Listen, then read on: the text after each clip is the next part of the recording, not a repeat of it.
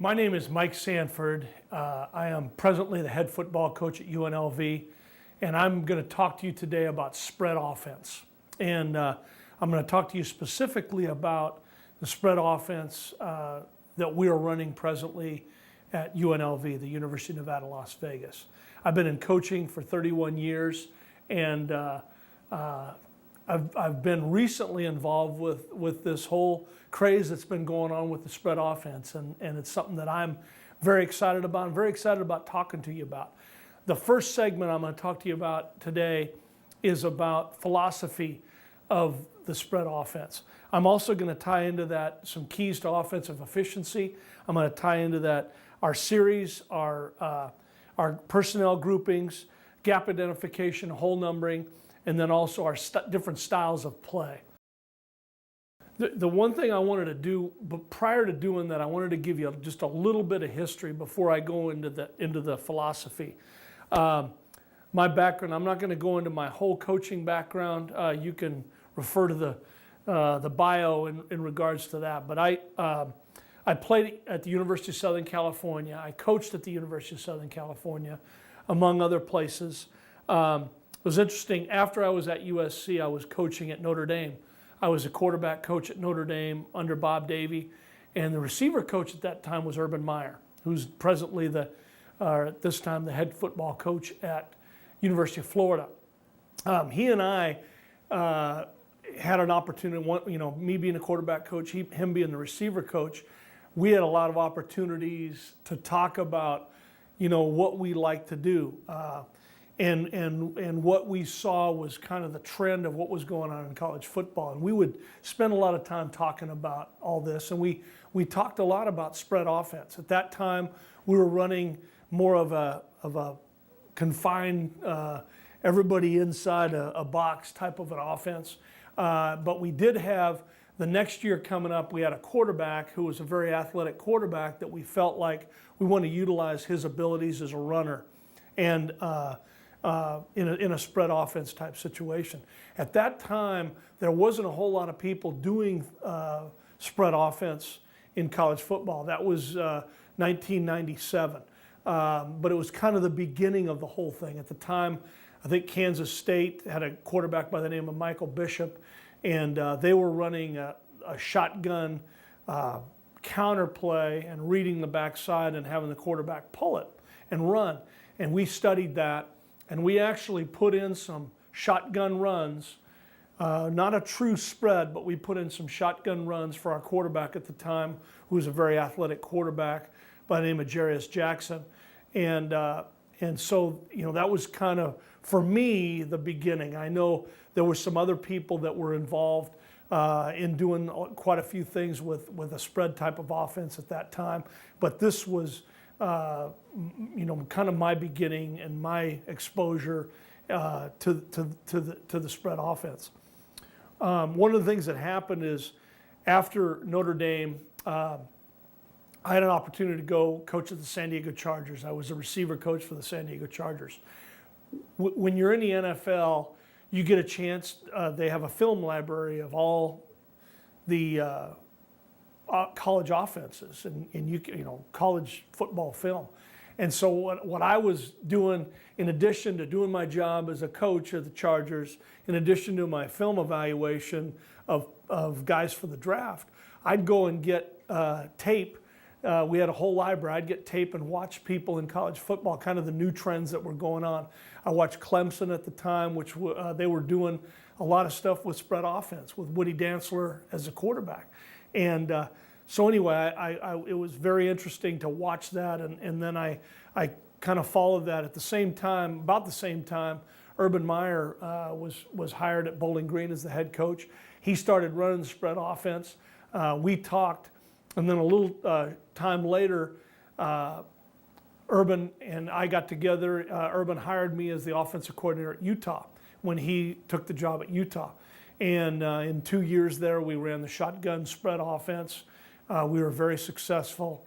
I was the play caller. Obviously, Urban was the head coach. But we got to do a lot of the things that we talked about when we were together at Notre Dame and apply those into a a situation in we were there 2 years together. The second year we went 12-0 and won the Fiesta Bowl against Pitt, and so that was fun. That was exciting. Urban from there went on to Florida, and then I had the opportunity to be the head coach at UNLV. So that's where we're at. That's kind of a little bit of the history of it, the background. What I want to do is talk about philosophy now. And I've got up here on an overhead exactly what we do and what we believe. And I'm going to go ahead and point to some things here and highlight some things. First of all, just this is overall our philosophy. Here at the University of Nevada, Las Vegas, we operate out of a spread offense. We do this because it's an exciting, wide open system that can enable us to score lots of points. And I think, when you think about this whole thing, you want to score points. We believe the spread offense is great because it forces the defense to declare their intentions and defend the entire field. One of the things that happens with a spread offense, defenses have to declare who they are. They have a harder time disguising what they're doing and disguising how many people are in the box when you spread them out. And so that's one of the base philosophies here about spread offense. And it forces them to defend the entire field. We want to be able to force them we want to get out on the edge. We want to attack down the field. We want to attack the middle of the field. So that's something that and I'll get into more of the detail of that as we go along. We will hold fast to the principles of trying to equalize the numbers in the box to blockers in the run game. One of the things that's very important is numbers. Okay, one of the problems with when you bring everybody in an offense is the defense can outnumber you. They can end up with more people than you have to block. One of the things that's great about spreading them out is that you know exactly how many you've got to deal with. And with one or two backs in the backfield, our goal is to create numbers to run the football. Keep in mind that in our offense, the quarterback is considered an eligible runner at all times. We want to have the quarterback be a threat to run the football. We're not, except in rare cases, we're not going to run him every down. But we want to get the quarterback running the football. And the quarterback running the football is a big part of this offense. Okay, we'll also utilize the high safeties philosophy when counting numbers in the run game. Okay, one high safety means that there's 6 defenders in the box. Okay, so going over here to this drawing right here, you can see this is in a 2x2 spread formation, shotgun with one back in the backfield. There are 6 defenders in the box right here. I would consider that the box. In other words, from tackle to tackle. Okay, then when you have one high safety, you're going to have 6 defenders in the box. Okay, and what we are basically going to do is we're going to run a zone play, and we're going to utilize these 5 blockers to block basically these 5 people. And we're going to leave one guy unblocked on the backside. And that's the guy that the quarterback is going to read. And basically the other people are going to be blocked by the receivers. Okay? Now, one thing that's part of this is, and we'll talk in another session in the run game about what technique we use for those receivers blocking on the backside versus blocking on the front side. But the point I'm trying to make here is that we're running an inside zone play, okay? And the quarterback is going to read this. We are going to block those 5 players that I have circled, and we are going to read that 6th defender. In regards to the 2 high safeties, there's going to be 5 defenders in the box. We are +1 in the box, and we're going to run the football. We're going to hand the football off. That makes the quarterback's read very easy. So basically, you've got the 5 defenders in the box. Because we're in a 2 high safety configuration here, and we can end up blocking these 2 inside defenders right here, that's going to be basically a quarterback give because of the fact there are only 5 defenders in the box and we have 5 blockers.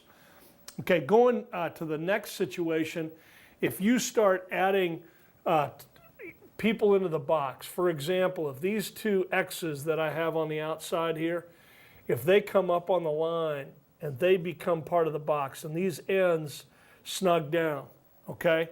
And these two safeties come up and they play man-to-man on these two inside receivers here. Now you've got what's called no high safeties. You've got 7 defenders in the box. We are -1 in the run game. We must make some adjustments. Our adjustments can be a variety of things depending on the game plan. Usually we'll either throw or we'll run some kind of speed option type play, and we will check to that. So that's how the whole concept of the 1 high safety, 2 high safety, and what we call no high safeties or no deep. Okay, in our system of offense, our philosophy is to block the 5 most dangerous defensive front people with our 5 offensive linemen. In the run game, the quarterback will usually have a C-gap read to decide to give or keep the football. This allows us to leave a player unblocked and option or read off the unblocked player. So as I referred to in this, in the drawing that I had, the first drawing that I had, when we had 6 in the box, we have 5 guys we can block. We're going to read the 6th defender or the C-gap defender to the backside. We want to be a physically dominant running football team. We'll come into every game with a running mentality and force the defense to commit extra players to stopping us on the ground. I think that's a very important factor. The basis for our running game is zone blocking. We'll be the best zone blocking offensive football team in the nation. And that involves technique, that involves attitude, that involves how we coach, that involves just our philosophy. We'll take pride in our runners getting through to the secondary untouched. We'll make the defense commit to putting an extra defender to stop the run, and then we'll take advantage by throwing the football and creating huge plays down the field with our receivers. We must run well to throw well. Option football is a major part of our offense. Option football forces the defense to play assignment football and defend the entire field. I think that's one thing that's very important to realize is that option football creates a situation where the defense has to play assignment football. In other words, in all of their defensive schemes and blitzes, they need to have a guy assigned to the quarterback and a guy assigned to the pitch. So when I say option football, I'm talking about, down the line, quarterback option football out of the shotgun. And that's going to be a part of what we do, and it's a very important part of what we do. It also, like I said about the defense playing assignment football, it also forces the defense to have to defend the entire field. And I think that's important to realize is option football creates the whole concept of spread. I think when people think of spread offense, they think in terms of passing the football. And there are some spread offensive teams that are very passing game oriented. What I'd like to be is to be a balanced offensive team between run and pass. And part of the run game balance needs to be option football because we want to be able to spread the defense out, force them to defend the entire field. I think also option football forces the defense to play passively instead of aggressively and limits many blitz packages, which helps our pass game and protection schemes run smoothly.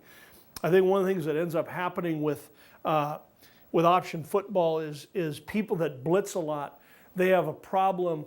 They have to come up with a way to defend the option in all of their blitz schemes. And that limits what people do, or it forces them to work a lot more on what they're doing.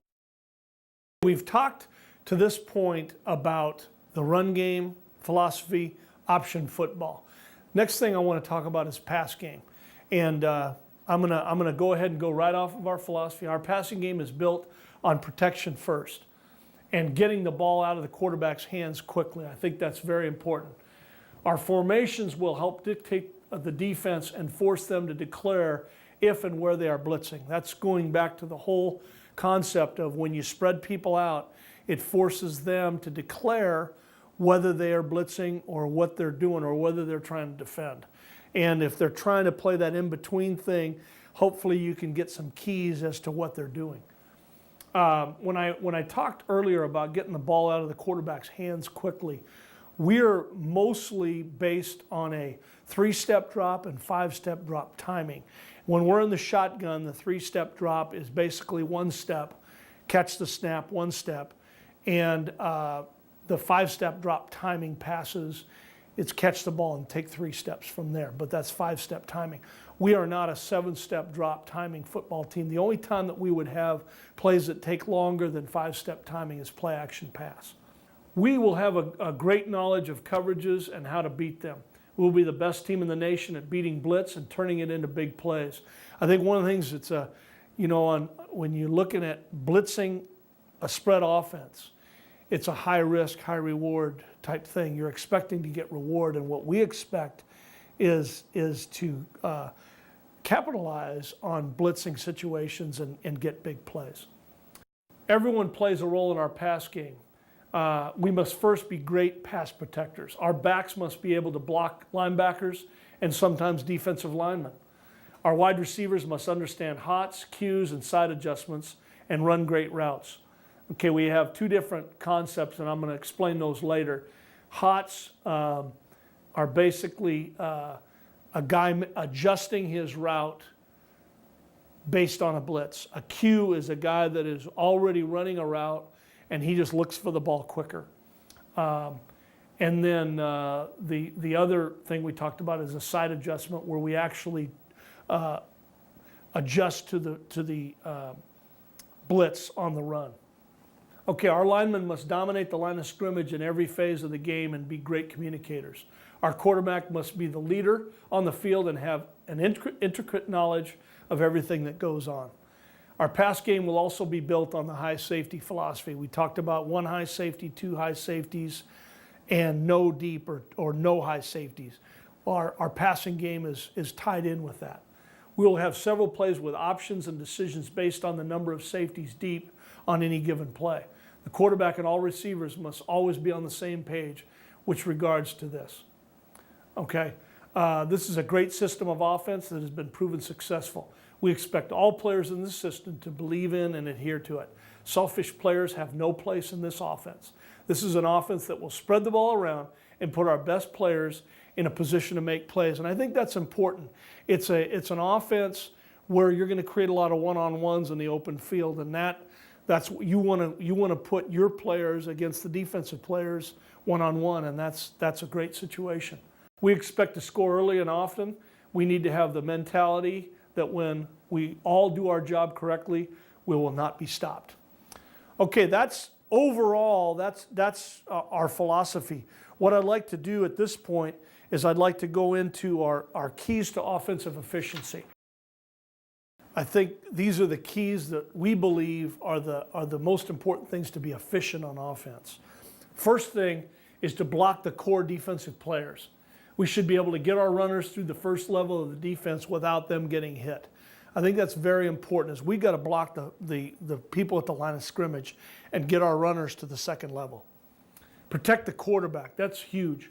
Our quarterback should never get hit by an unblocked rusher.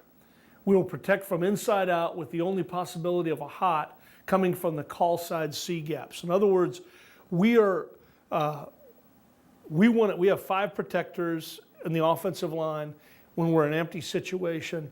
We have 6 protectors when we have a back in the backfield or a tight end.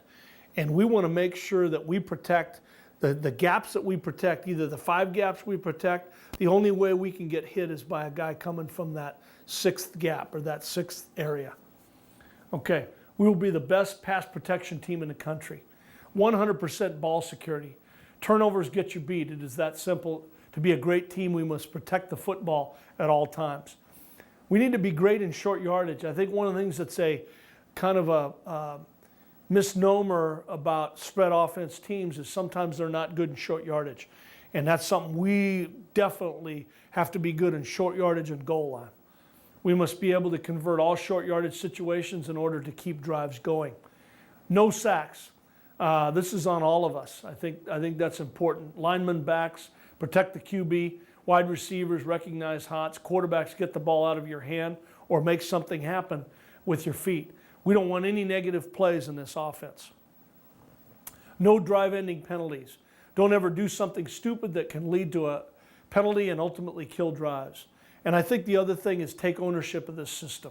This is a great offensive system that is fun to play in. Become a student of it and learn all you can in order to help our team be successful. The next thing I want to talk about is offensive series and personnel groupings. Our offensive series, you can see, we have them basically in our teen 20s, 30s, 40s, 50s, so on, so forth series. We have zone schemes, we have gap schemes, in other words, like a power type play where we block back and pull somebody. We have man schemes, we have option schemes. We have a hot 5-man out in the route protection, that's a 5-man protection. And then we have a 60 protection, which is 6-man protection. We'll also utilize a gap slide protection that could involve a tight end and a back. And then we also have 3-step protections in conjunction with our 50s, 60s, and 90s. So we could, if we just put the 300 in front of it, that changes it into a 3-step drop, and we cut in our 3-step drop passing game. Okay, our personnel groupings, we have a variety of different personnel groupings, and I think that's important to note here. We have our base personnel grouping is 4 wide receivers and 1 back. We also have 3 wide receivers, 1 tight end and 1 back. We have 3 wide receivers and 2 backs. We call that pony. We have 2 wide receivers, 2 tight ends, and 1 back, which is our Tiger personnel, and then Colt, which is 2 wide receivers, 1 tight end, and 2 backs.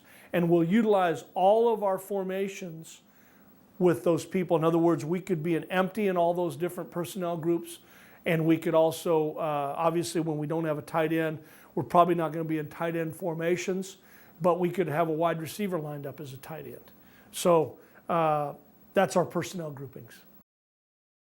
Okay, what I'd like to talk about right now is position identification, hole numbering, and gap identification in the spread offense. First of all, and this will apply, it's very important because it applies when we start talking about the run game and play action pass, we identify the positions. Our position identification, our linemen are referred to as right guard, right tackle, left guard, left tackle, and center. Running back is labeled as a T for tailback. Tight end is labeled as a Y, which is our Y position. Our strong side wide receiver is labeled as a Z. Our weak side wide receiver is labeled as an X. Our weak side slot is H. Our strong side slot is Y. So we could have a Y that is lined up as a tight end in a 3-point stance attached, or a Y that is unattached in a slot, just so that is clear. Our hole numbering, as you can see right there, holes to the right of the center, 0, 2, 4, 6, 8. Holes to the left of the center are 1, 3, 5, 7, 9. I'd like to talk now about our gap identification, okay? And when I talked earlier about reading a C-gap defender or not allowing a C-gap defender to come free and hit the quarterback, this ties in with that exactly.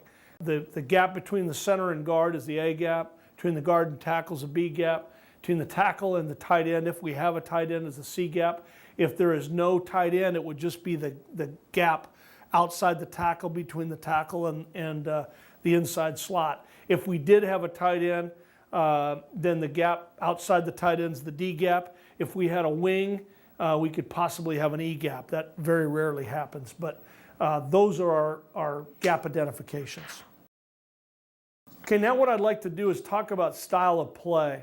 And when you talk about style of play in the spread offense, you're talking about that, there's a lot of different philosophies on spread offense. There are people that believe in no huddle offense.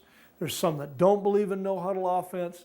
There's all different kinds. We have the capability to do a lot of different things, and that's what I want to get into right here. Okay, first of all, normal, okay? This is our base way of approaching the game. We'll huddle between plays and utilize our cadence variations. We will substitute freely and give a variety of personnel groups. So the normal style of play is basically huddling up, calling the play, and then obviously at the line of scrimmage we would use a variety of different snap counts, and we would also use the capability of changing the play at the line of scrimmage. Okay, raid, this would be our fast tempo offense. In other words, this is a no huddle, that is not a 2-minute situation. The signal will come from the sideline to begin or end this style of play. We will not huddle. We'll call each play from the line of scrimmage. The quarterback will begin the cadence and then step away to receive the ball. The cadence will always be on 1, and the system will be the same. The system is the same as the 2-minute offense. Okay, 2-minute, this is a situational style of play that comes at the end of the half or the end of the game, although it can be used outside of these situations. Sometimes we'll jump into a 2-minute offense just to change the pace for the defense. I think it's very important to give the defense different styles of play. I think that's a big thing. Because it is very situational in nature, this style is described in further detail when we talk about 2-minute offense. But I wanted to make sure that you understood that, you know, that's a very important style of play for us. The other one is 4-minute, where we are basically at the end of the half or the end of the game, and we are trying to hang on to the football and run the clock out and protect a lead. So those are our styles of play. What we've covered up to this point is a lot about the overall kind of my history, my background with the spread offense, and then philosophy and some overall things about the spread offense. In the next segment, we're going to get into the spread offense run game, specific run plays. Thank you.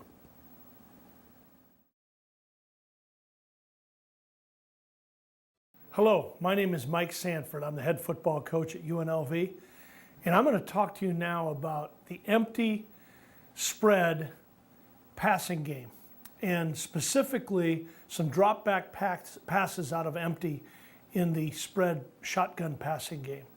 Of the 3 plays that I'm going to talk to you about, 2 of them are strictly out of empty. The 3rd play is with a back in the backfield, but he's going to free release, so it's basically empty type protection.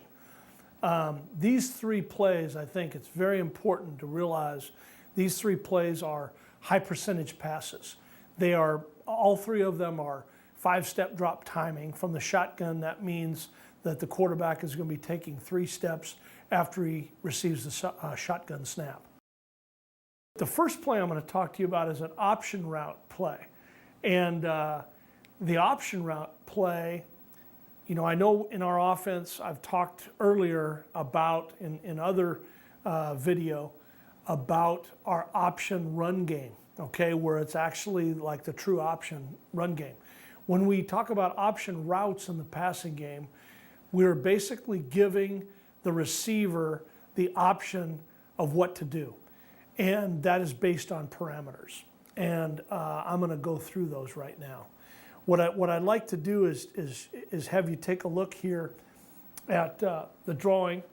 And I think what I prefer to do, this play is what we call 50-51 Y option. 50 protection for us is 5-man protection, where we are blocking the 5 most dangerous people, and we are going to throw hot, or we are going to have an adjustment off of the 6th or 7th man. Okay. This one is Y option. Okay, and I'm going to show you in this drawing, there's a lot of specifics here. Okay, there's a lot of specifics here. But what I want to be able to do is show you what all these things mean. Okay, there's a variety of different things that a option route runner could do.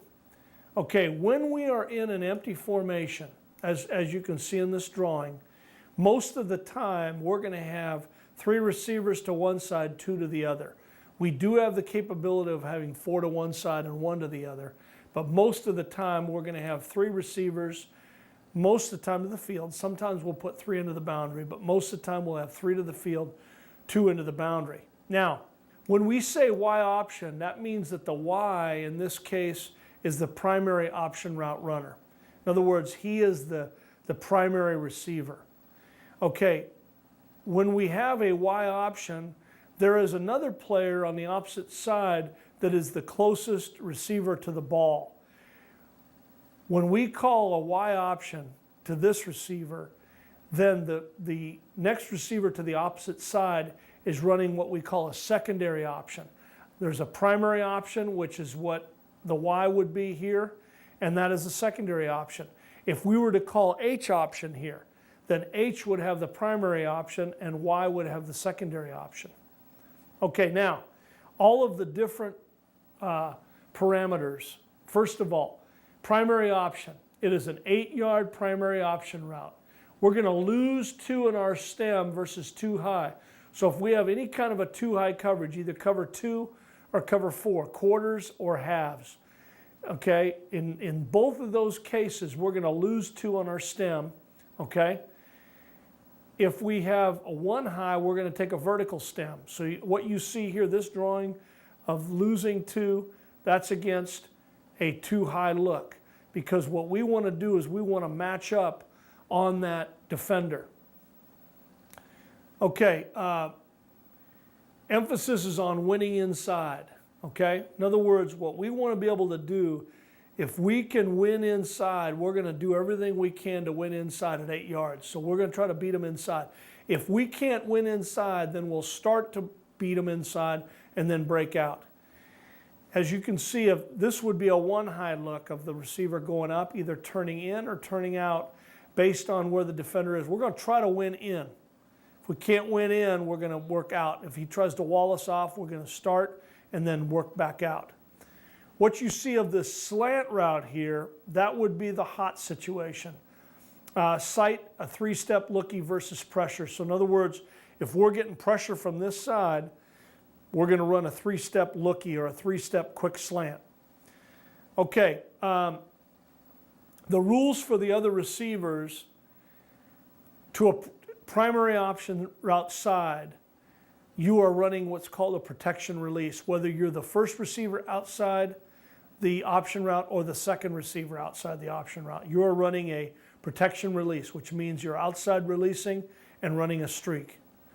Okay, secondary option is a vertical stem, 10 yards, okay? Secondary option is a 10-yard route. Primary option is an 8-yard route. Secondary option is a 10-yard route, okay? We're gonna sit versus no matchup. In other words, if there's no defender that shows up, and I'll do it here, no defender shows up, we're gonna sit, in or out, okay? We prefer to win outside versus all other coverages, because the inside belongs to the primary option route runner. The rules for the other receivers, the first man outside